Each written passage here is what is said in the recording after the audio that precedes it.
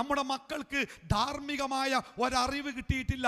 KG class മുതൽ PG class വരെ നമ്മുടെ കുട്ടികൾ പഠിക്കുന്ന പാഠപുസ്തകത്തിൻ്റെ പേജുകൾ ഒഴിവുണ്ടെന്ന് മറിച്ച് നോക്കണം. ആ പുസ്തകത്തിൽ എവിടെയും ധാർമ്മികത പഠിപ്പിക്കുന്നില്ല, മാനവികത പഠിപ്പിക്കുന്നില്ല, മനുഷ്യത്വം പഠിപ്പിക്കുന്നില്ല. നമ്മളാകെ നമ്മുടെ മക്കളെ പഠിപ്പിക്കുന്നത് ഒരൊറ്റ ഉദ്ദേശമാണ്. മോഹൻലാലിൻ്റെ പരസ്യപലകയിൽ ഒരു കോഴ്സിൻ്റെ പരസ്യം നിങ്ങൾ കണ്ടിട്ടില്ലേ?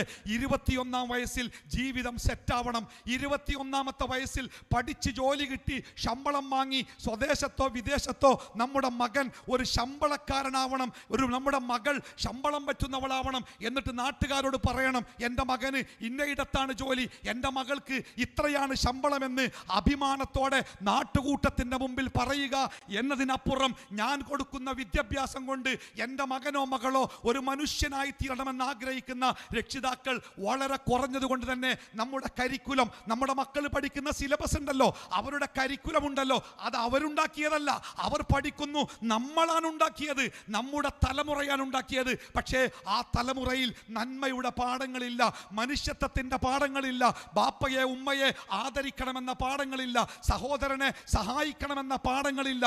ആ പാഠപുസ്തകങ്ങൾ മുഴുവനും പഠിപ്പിക്കുന്നത് എത്ര പെട്ടെന്ന് പണമുണ്ടാക്കാനുള്ള മാർഗം എന്താണ് എന്നതു മാത്രമാണ്. അതുകൊണ്ട് തന്നെ ഞാൻ എൻ്റെ മാതാപിതാക്കളോട് പറയും, ഇവിടുത്തെ മതപ്രബോധകരോട് പറയും, ഇവിടുത്തെ നാട്ടുകാരണവന്മാരോട് പറയും, ഇവിടുത്തെ പൊതുപ്രവർത്തകരോട് പറയും, നിങ്ങളാണ് കുറ്റക്കാർ.